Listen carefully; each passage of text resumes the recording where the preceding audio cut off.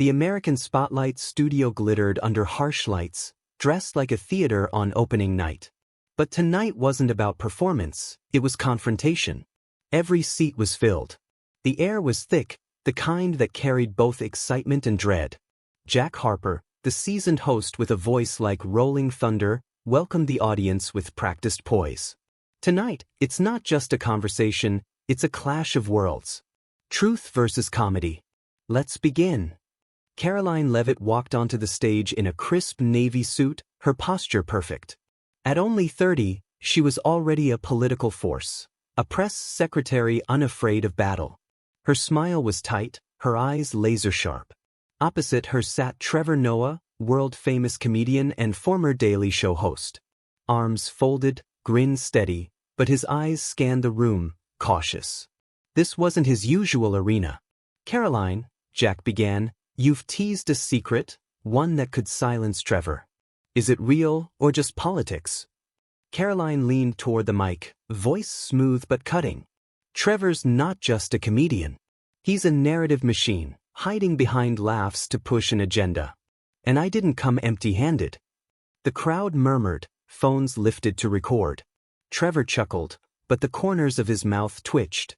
"Is this a debate or a drama pitch?" Jack interjected before it unraveled.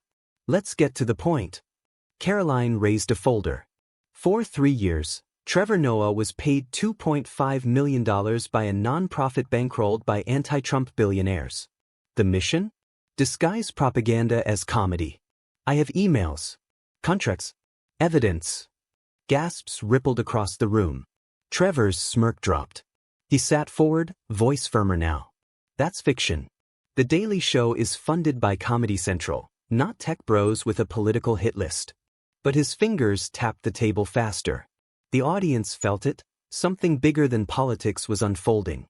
The first blow had landed. The studio felt smaller now, tighter, heavier. Trevor Noah adjusted his seat, but the weight of Karoline's accusations seemed to glue him in place. Across the stage, Karoline sat poised like a prosecutor ready to deliver her closing argument. "Trevor, you built your reputation calling out hypocrisy," she said, her voice calm but blade-sharp. "But what do you call this?" She lifted a second sheet. "Here's a contract signed by your production team, $1.2 million from a media group tied to political donors. In this email, your executive producer says, increase anti-Trump content to keep Gen Z engaged." That's not satire. That's strategy. The audience erupted. Half cheered in approval. The other half booed, calling it a smear. Phones were raised. Comments flew across live streams. X, TikTok, and YouTube were already on fire. Trevor leaned forward, face stone serious now. "Karoline, you're twisting context. We talk about Trump because he was the news every single day. It wasn't some master plan, it was reality." Jack Harper cut in, sensing the moment teetering on chaos. "Karoline, are you saying this was part of a paid campaign to manipulate public opinion?" She nodded once. "Yes. And tonight I'm exposing it." Trevor shook his head, a bitter laugh escaping. "If you have a problem with the truth being funny, maybe the issue isn't with me, it's with the reality you're defending." But Karoline didn't flinch. "I have one more piece. A behind-the-scenes video. In it, Trevor says, targeting Trump keeps the ratings up." His words. Not mine. The crowd lost it, shouts of, "Play it," battled chants of, "Fake video." Trevor's jaw clenched. "You're running a political circus, not a conversation. If you have something real, show it.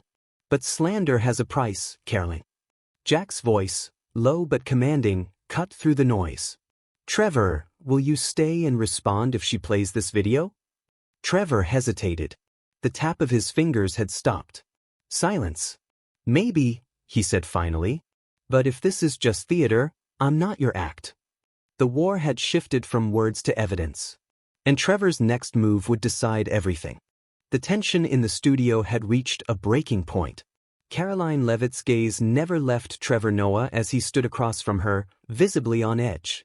The cameras, once capturing Trevor's usual wit and charm, now focused on him as the atmosphere shifted. "Play the video," Karoline said firmly, her voice cutting through the thick air. Let's see what's really going on. The screen behind them flickered to life.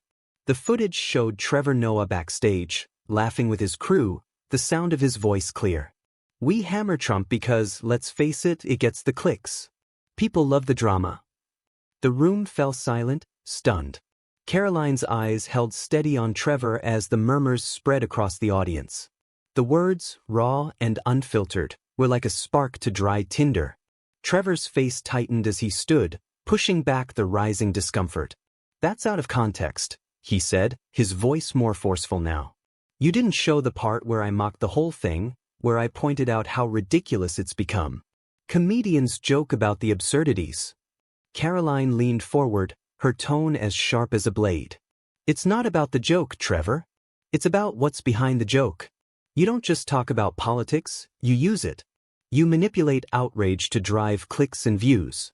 You know exactly what you're doing. Trevor's brow furrowed. He shot a glance at the cameras, his composure cracking. You're twisting everything. This isn't about me or what I believe. This is about you wanting to turn this into a war. You've been doing this for years. You're not here for debate. You're here to destroy people. Jack Harper, the host, finally spoke, breaking the charged silence. Trevor, are you walking away from this? The question hung in the air, and for a moment, Trevor hesitated. His eyes scanned the crowd, then he turned toward Karoline. His voice, soft but resolute, pierced through the tension. You're right about one thing, Karoline. This is a game. A game about who can shout the loudest, who can tear down the other person. But that's not why I'm here. I'm done with it. He turned to face the cameras and the millions watching. I'm walking away from this circus. I'm walking away from the performance. People don't need more spectacle, they need truth. Karoline sat back, her expression unreadable. The room erupted into chaos. Some applauded Trevor's bold move, others were enraged. Jack Harper stood in stunned silence as Trevor calmly set his microphone on the desk and walked off stage. The silence that followed was deafening. Karoline stared after him, contemplating the weight of the moment. She had won, yet somehow, it felt empty. Was this truly a victory? The digital world exploded. On Twitter, the hashtag #TrevorWalksOut trended instantly. News outlets scrambled for answers. Some applauded Trevor for walking away from the chaos, while others condemned him for not confronting the issues head-on. Across the political spectrum, reactions were mixed.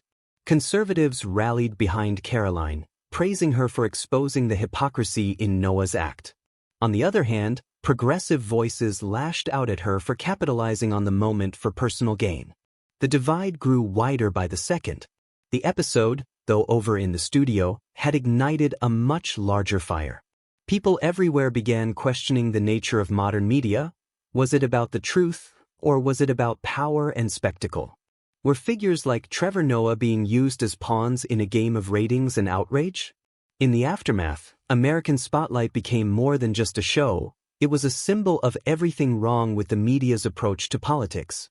What was once an innocent attempt at humor had spiraled into something darker, something more dangerous. The public was left to ask one crucial question: what happens when the show ends and everyone walks away?